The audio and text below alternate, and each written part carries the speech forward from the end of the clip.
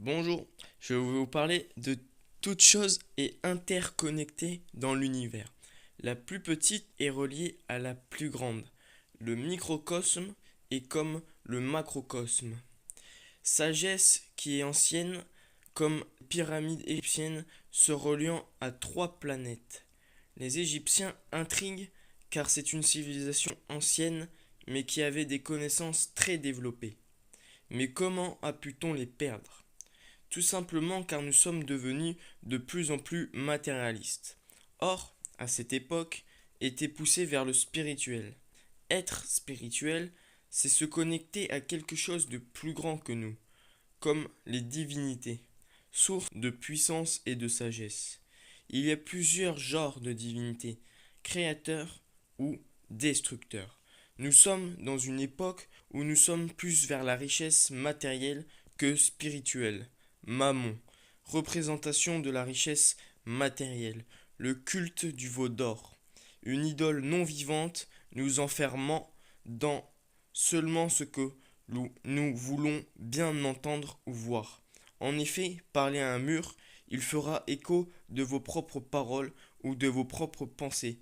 Il ne risque pas de vous vexer par son immobilité qui sert de résonance. Limité dans son immobilité, il vous limite vous-même. Pour moi, l'univers et beaucoup d'autres civilisations, l'univers est maître. C'est lui l'infini, c'est lui toute chose. L'univers, c'est être univers, le mouvement incessant du développement sur soi-même. On n'aura jamais à cesser d'apprendre, car lui, éternel, c'est-à-dire hors du temps, bien sûr, nous, en tant qu'êtres, nous avons des horaires, mais je parle de quelque chose de plus subtil que le corps. Je parle de l'âme. Notre énergie est infinie, car toujours en expansion vers de plus grandes sagesses. Cette sagesse qui devient lumière. Peut-être vous dites-vous que pourtant l'univers est rempli de matière sombre.